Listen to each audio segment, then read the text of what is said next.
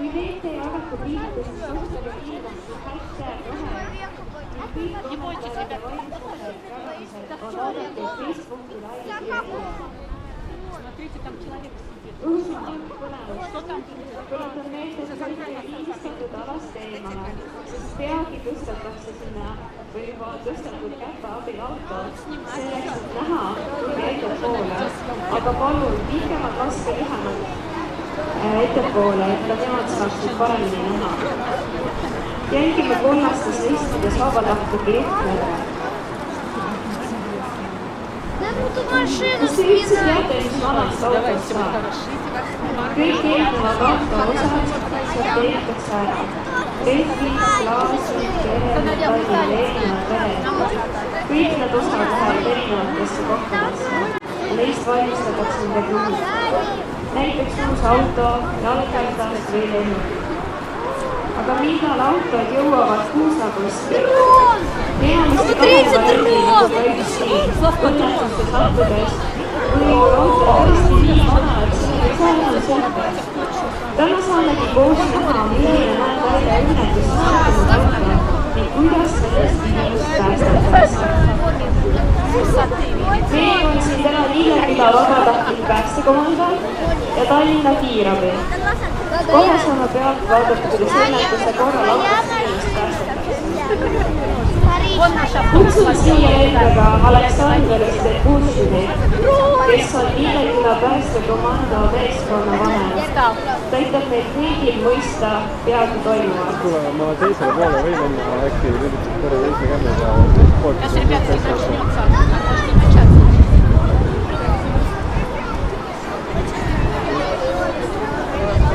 Lapsi meelde.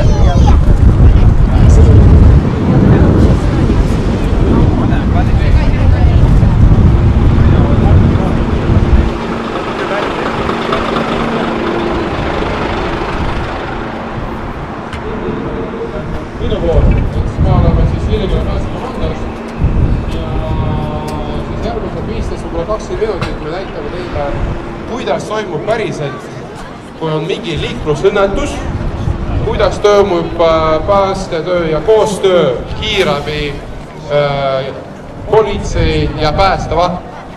Et kindlasti on natukene palju järgmisi, sest me hakkame kasutama igasugust tööriistu, mis nõuavad sellised mootori käivitamist, mis paneb meil õigselt kiiresti liikuma ja nii edasi. Ühesõnaga, lärmi tuleb, olge ettevaatlikud, vaadake, mis hakkab toimuma ja varsti me juba alustame. Nii, päästjad, kas olete valmis? Kiirabitöötajad, olete valmis? Kas politsei on ka valmis? No, tublid olete. Nii, aga juhtus siuke veel liiklusõnnetus, et meil autojuht sõitis ja siis jäi magama, sõitis põllu peale, rullus üle katuse ja jäi rataste peal niimoodi seisma. Ja meil autojuht seal autos kinni uksed ja siis päästjad jõuavad kohale. Päästjad, te olete kohal? Nii. Päästjad lähevad ja hindama olukorda, mis seal on. Lähenevad, vaatavad. Näevad, et inimene ei ole teadvusel, hingab, aga ei ole teadvusel. Arvatavasti temal on väga suured mingisugused vigastused. Siis ta autojuht antud olukorras meil te näete, et selle päästja on siinse kiivriga, ta on meeskonna vanem. Ta hindas olukorda, vaatas, mis autoga tegemist on, mis kütusega ta sõidab, sest meil on erinevad autod, sõidavad bensiiniga, diiseliga, elektriautod ja nii edasi. Et igal autol on omad ohud. Ja siis ta andis käsku siis päästjatele, mida on vaja edasi teha. Et igal päästjal on oma roll antud ülesannete lahendamisel. Näiteks ühed päästjad hakkavad siis autot stabiliseerima. Mis see tähendab? Sest juhul, kui me hakkame inimestelt autost välja võtma, siis auto meil hakkab lõikuma, võib-olla hakkab kuskile veerema. Ja meil on vaja teha niimoodi, et see auto ei liigus mitte kuskile ja ei lõikuks. Teine päästja, kes on antud olukorras autojuht, paneb tööliini valmis ehk meie jaoks see on siuke turvameetmed, et juhul kui auto läheb põlema, siis meil on olemas juba voolik koos jootoruga, me saame seda autot kustutada. See punane tulepustuti vooliga, see on vahtpustuti. Sellega on võimalik kustuda väiksema sorti tulekahjusid. Nii, praegu üks päästja lõikas rehvi tühjaks ja auto meil langes nende klotside peale ja nüüd auto on tunduvalt stabiilsem. Selle oranži matti peal meil on hüdraulised tööriistad. Nende abil on võimalik põhimõtteliselt seda autot pooleks lõigata. Need tööriistad on väga võimsad ja üks tööriist näiteks praegu meil päästja võtab päästeautos lõikuri. Ta kaalub praktiliselt 20 kilogrammi ja sellega on vaja tööd teha koha peal. Nii, mootor töötab, voolik on ühendatud, kohe päästja võtab siis lõikuri ja leviti ja läheneb siis siia auto juurde. Nii, teine päästja võtab turvapatja püüdjad, sest igal autol nüüd on turvapatjad olemas ja ta iga hetk võib välja lennata ja ta lendab välja väga suurel kiirusel. Ja selleks, et kui me teeme seda päästetööd, et see välja lendaks, me paneme siukse turvapatja püüdjad, et see ei lendaks väga kaugele. Nii, nüüd kiirabitöötajad jõudsid ka kohale. Neil võttis natuke rohkem aega, et jõuda kohale. Nii, sinise kiivrida meil on brigaadijuht, siis on olemas meil teine liige ja antud olukorras selle vormis meil on üks praktikant. Nii, brigaadijuht läheneb siis meeskonna vanemale ja küsib, kuidas tema läheb. Nii, nüüd tekib koostöö päästja ja kiirebi vahel. Nüüd meil on kaks ülesannet, ehk meil on vaja siis stabiliseerida seda patsienti, ehk võib-olla teha temale mingisugust toimingut, võib-olla anda valuvaigistit, võib-olla panna kanüüli, raiuda veeniteed, võib-olla panna temale kaelakrae, sest täitsa võimalik see, et temal on mingisugused vigastused. Nii, nüüd tehakse ka kontakti ja siis autol võetakse akukleemid ära, et auto meil ei sütiks. Ja isegi kui auto nagu sütib, siis meil kõrval on olemas vahtpustuti ja voolik jootoruga. Nublu võtab siis vooliku jootoruga, hakkab pustutama ka. Siin on kutseda väga rahulikult ja väga kindlalt. Nii, praegu tuli siis meil kiirabi autojuht, kiirabi tehnik, tõi ka siia lähemale kiirabi auto raami.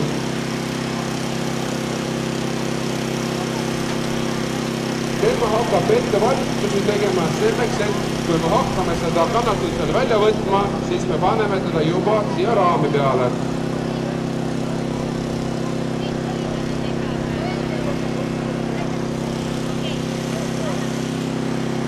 Nüüd kiirabi brigaadijuht küsib siis kannatanult, vaatab, üritab kontakti lüüa kannatanuga, et aru saada rohkem tema seisundist.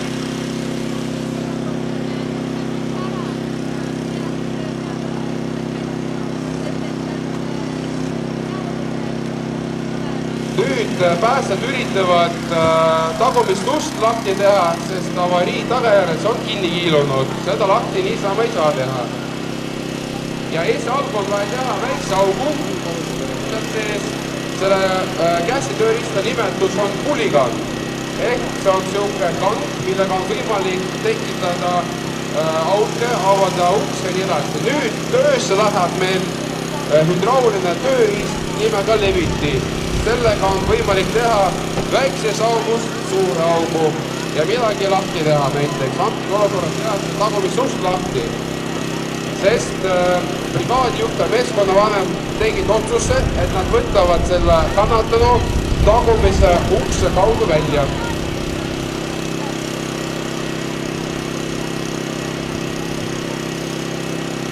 Siin kõikidel töötajatel on väga tähtis roll kõik peavad midagi tegema. Nüüd päästjad üritavad seda ust üldse ära võtta. Need tööriistad on väga võimsad ja nüüd üks uks on juba ära võetud ja nüüd meil on rohkem ruumi selleks, et see jõuab seedini. Nüüd brigaadijuht läheb tagaistme peale ja hakkab fikseerima temale kaela. Kaela fikseerimiseks me kasutame kaelakrae.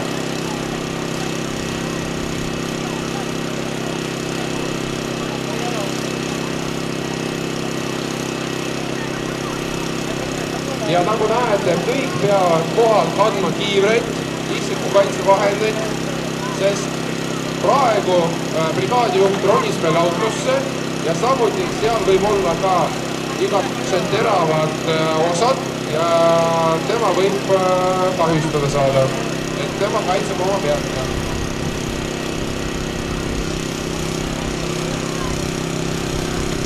Politsei lõpuks ütles ka meil sündmusele, neil võttis veel rohkem aega sündmusele jõuda, aga tavaliselt me oleme ikka kohal kõik ühel ja samal ajal praktiliselt.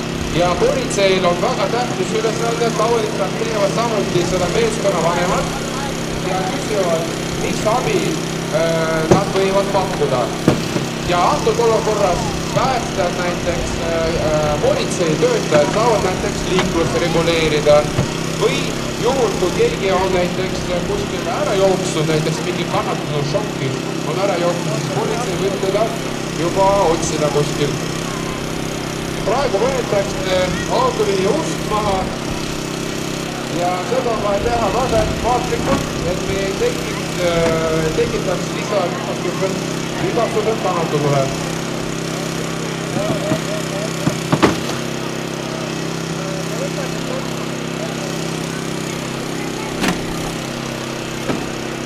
Siiamaani brigaadijuht peab hoidma seda pead. Kui ühe korra juba võttis selles peas, kannatanu peas kinni, siis ta ei tohi seda lahti lasta.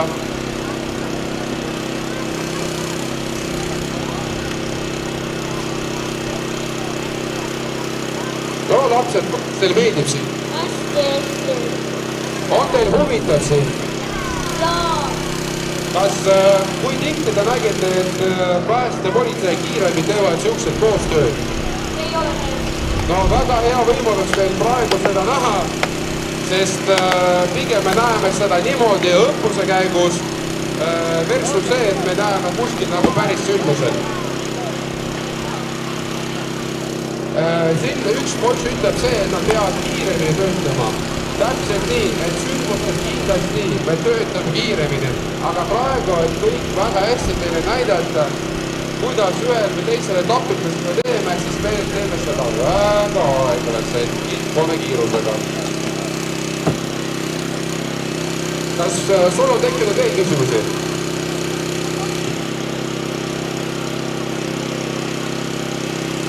Ta ronis aknast sisse ja pani prillid ette. Sa nägid, kes istub lagapingi peal. See on kiirve brigaadijuht täpselt. Ja autojuht sõitis ka meil kiivriga. Huvitav autojuht oli, temal kihver oli peas ja prillid olid ees ja väga kahtlane.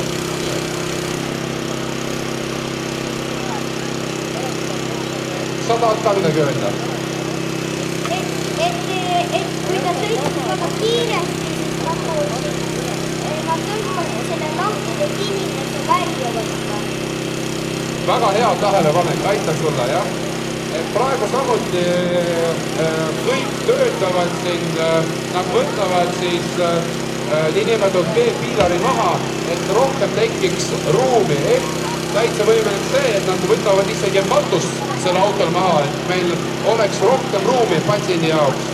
Praegu veel päästja katab patsiendi termokitega, et patsient oleks natukene soem. Sest juhul, kui ta on kriitilises seisus, siis ta hakkab väga kiiresti seda temperatuuri kaotama. Ehk teda on vaja hoida soojas kogu aeg.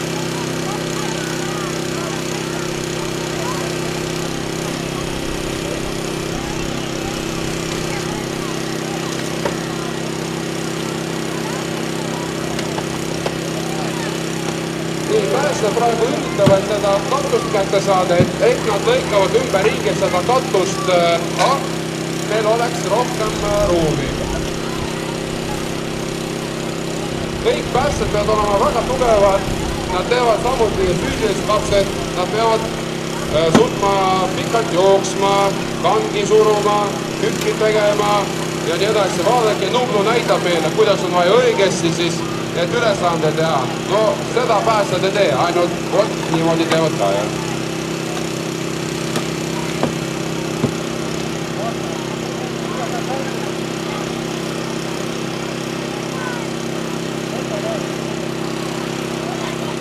Et siuksel sündmusel, kui meil asume näiteks suurel maanteel, siis kindlasti politsei reguleerib seal liiklust. Päästjatele, kiirabitöötajatele oleks rohkem ruumi liikumiseks. Sest juhul, kui autod sõidavad väga lähedalt suure kiirusega, siis on ohtlik meie töötajate jaoks.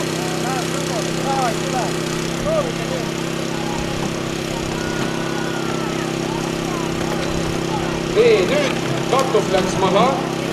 Nüüd meil on tunduvalt rohkem ruumi, et saab patsiendi kätte saada. Et arvatavasti nad lõikavad veel ühe kere osa, et tekiks veel rohkem ruumi seal. Ja varsti nad hakkavad juba patsiendi autost välja võtma.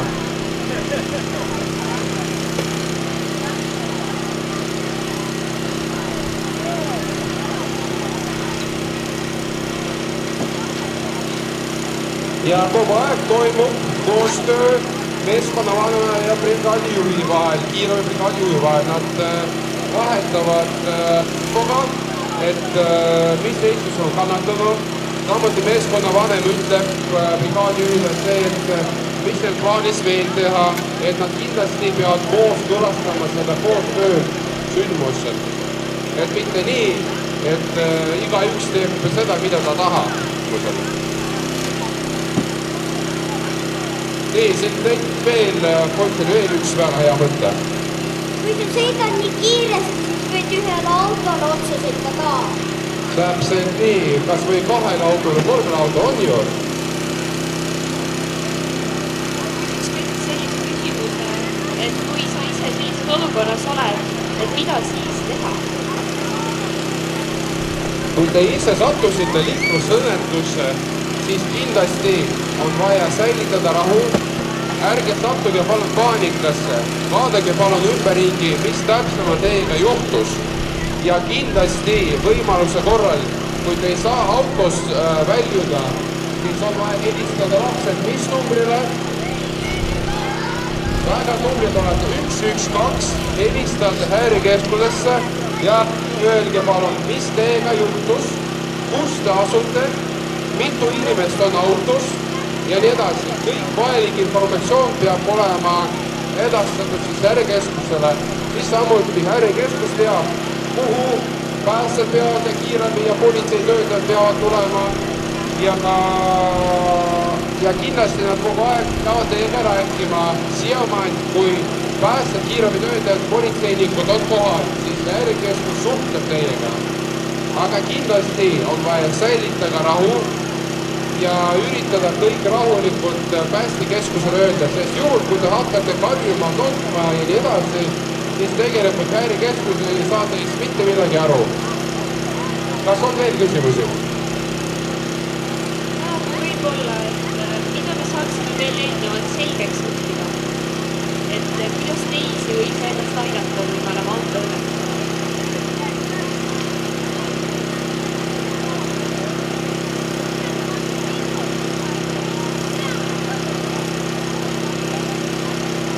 Et kindlasti, et see juhtuks, on vaja sõita esiteks kaine peaga, et ei tohi tarvitada mingisugused ained, et mis teeb teie pea natukene segaseks.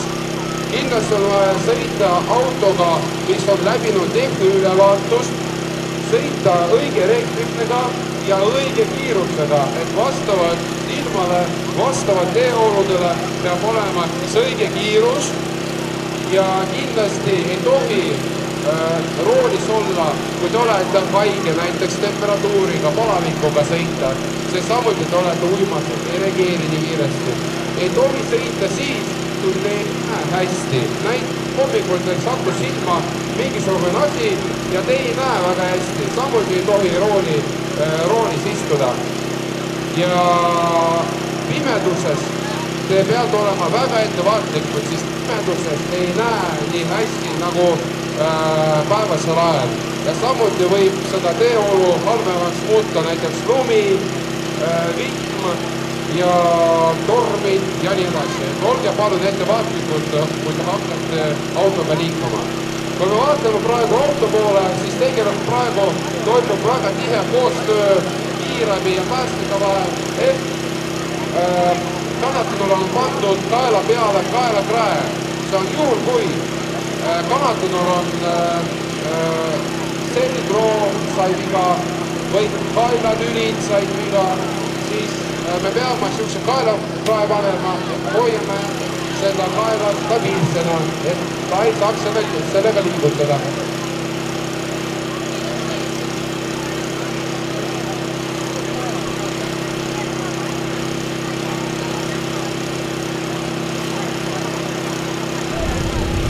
Nii, brigaadijuht praegu annab peast kord, mida on vaja edasi teha, kus pool me hakkame lähenema patsiendi juurde.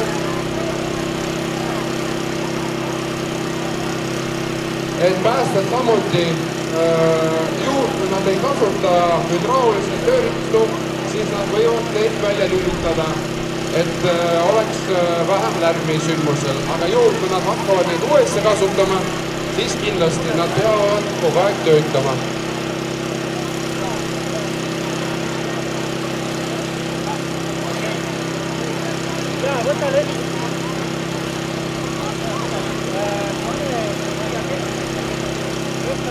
Nii, nad otsustasid, et nad veel natukene kuskil midagi lõikavad, et nad saavad või tõstavad ja saavad seda patsiendist paremini kätte.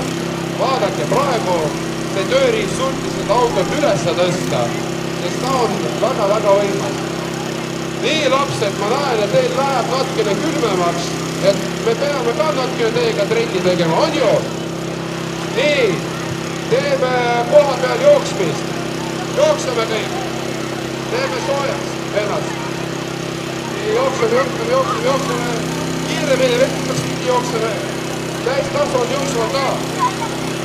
Hopp. Nii, väga hea. Nüüd käed külje peale. Teeme künke. 1, 2, 15, 33, 57. Aita külg. Nii, nüüd vaatame edasi.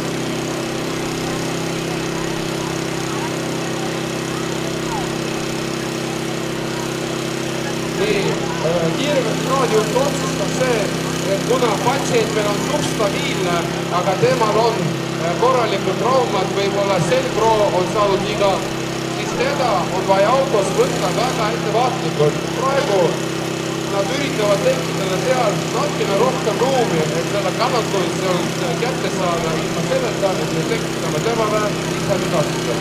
Sest kui kannatunut selgroo saab viga, siis võib olla, et ta jääb halvatuks. Kas jalad enam ei liiku või käed enam ei liiku või edasi.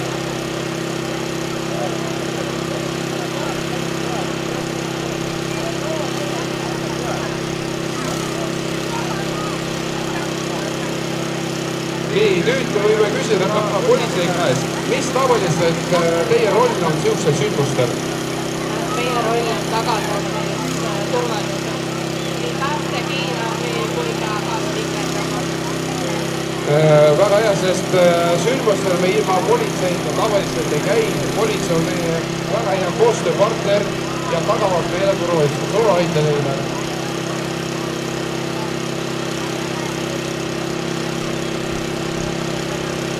Nii, praegu pääsed vahetavad tööriistu ja nad lõikuri võtavad ära ja panevad siukse tööriista nimega tungraud.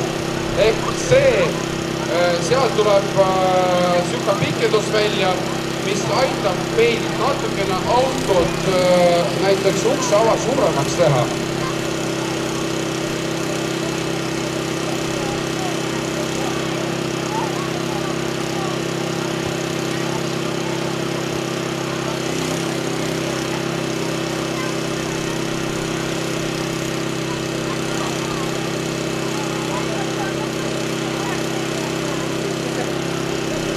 arstid peavad kogu aeg harjutama, et kõik see tegevus oleks sündmusel väga kiire ja adekvaatne. Nüüd vaadake praegu, et see tööriist teeb praegu seda uksaava natukene suuremaks ja nüüd meil on patsiendi jaoks on tunduvalt rohkem ruumi seal, et seda saab välja võtta.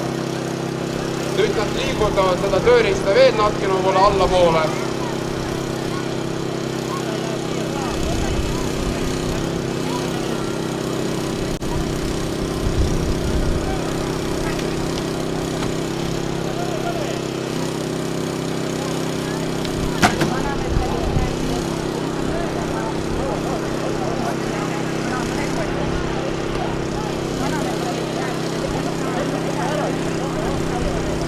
Nii, nüüd nad tegid natuke rohkem seal ruumi, nüüd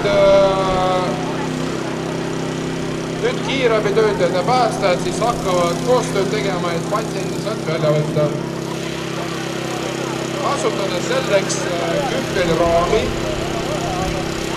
ja siis nad hakkavad ühes tükis selle kannatanu kühveliraamile tõstma. Siin te näete, et juba kiirabitöötajad valmistasid ette vaakumadratsi. See on niisugune madrats, kuhu pannakse pärast patsiendi sisse kannatanud. Pannakse selle küljed niimoodi kokku, pannakse rihmadel kinni ja pumpatakse siin õhu välja ja see jääb meil kõvaks võtta madrats. Ehk meil patsient ei saa seal väga palju liikuda. Ja niimoodi ta lähebki haiglasse ja alles haiglas võetakse see kannatanu madrasist välja. Aga kuna praegu ilm on suht siuke külm, siis meil on vaja tegutseda kiiresti, ehk brigaad hakkab ravima patsienti, tegema süste ja nii edasi juba kiirabi autos, sest meie jaoks on väga tähtis just see, et patsiendil oleks soe. Siin on tekkinud veel üks küsimus.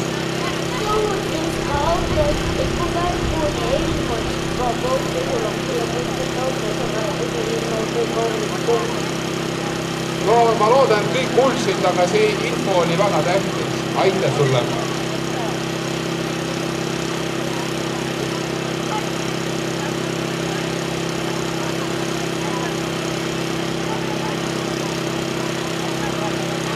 Noh, kas sul on ka mingisugune info laste jaoks? Autos võiks olla palju lenduvaid asju, kui juhtub õnnetus. Need asjad hakkavad autos ringi lendama ja võivad neile kopsu teha, et seepärast pange oma mänguasjad ja öelge viisi lennele ka, et lahtised asju autos võimalikult vähe. Aga kas lapsed peavad autos istuma ka niimoodi, et turvavöö peab olema peal? Ilma turvavööta sõitu ei alusta. Seda võite julgelt enne Leissile meelde tuletada. Aga Nublu, ütle meile palun, kas suitsandud peab olema igas kodus, igas korteris? Ikka. Kas te teate, lapsed, kui tihti peab suitsuandurit kontrollima? 1 kord kuus tuleb suitsuandurit testida. Nii, aitäh sulle Nublu ja info eest. Ja nüüd päästjad koos kiirabiga võtsid siis kannatanu autost välja ja nüüd nad lähenevad siis selle vaakumadratsi peale, millest ma rääkisin. Samuti vaakumadratsi peal on veel üks väga oluline asi, see on vaakne fiksaator, sest kui vaakne on katki ja seal natukene hakkab vett tulema, siis tegelikult vaaknal on nii palju ruumi, et ta võib endale sisse võtta terve selle keha verikogul. Et selleks meil on vaja selle vaakna fiksaatorit kasutada. Praegu siis seda kühveraami võetakse lahti, võetakse ära ja siis meil kannatanu jääb just selle vaakumadratsi peale. Nii, nüüd paigaldatakse kannatanule vaakufiksaator kuulapiirkondas.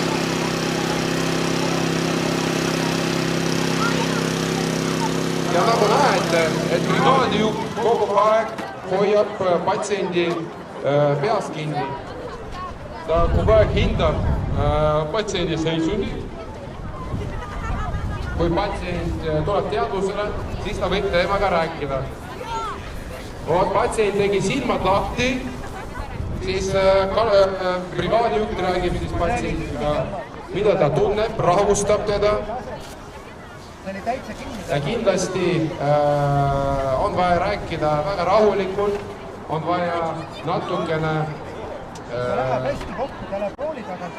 motiveerida patsiendi, sest juhul, kui ta on väga valus, siis me peame ikka teda rahustama ja motiveerima, et ma jääks ellu.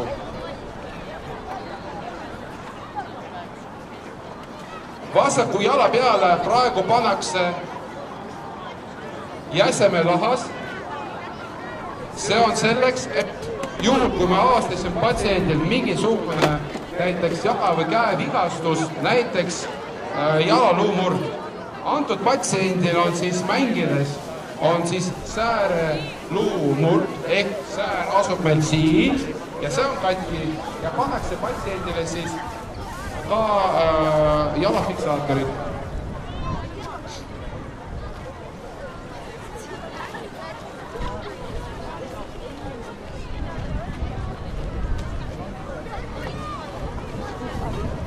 Aitäh nende kommentaaride eest, aga minu kõrval seisab praegu Kuusakoski juhatuse liige Toomas Kullamaa. Tervist! Kuidas saaksin mina keskkonnale head teha läbi Kuusakoski? Päris palju head teinud, sellepärast et sul küünlõimilised ja vanaelektroonikat on ära toodud. Aga veel soov head teha keskkonnale, siis alustuseks kindlasti on jäätmed ära sorteerida. Need jäätmed, mis metallist on või on elektroonilised jäätmed, siis need jäätmed kindlasti kuulevast.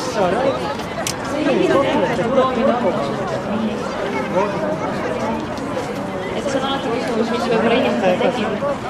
Kuusakoski on selline koht, kus neile toodavate jäätmete eest reeglina saab raha, et on siis mõni vana aku, metallid erinevad, aga vana elektroonikas on meil juurde nagu meie nimistus selliseid jäätmeid, mille eest raha peab maksma.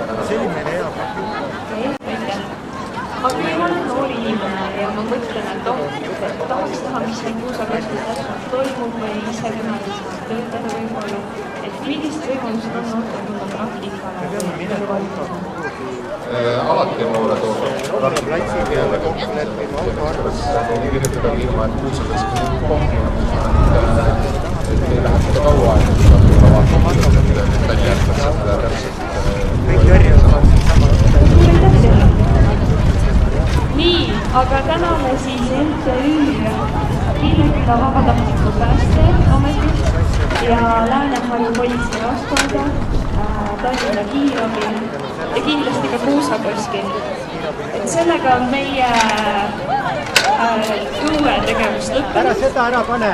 Soovime kõigile väikestele lasteaia ja algklassidele ilusat koduteed.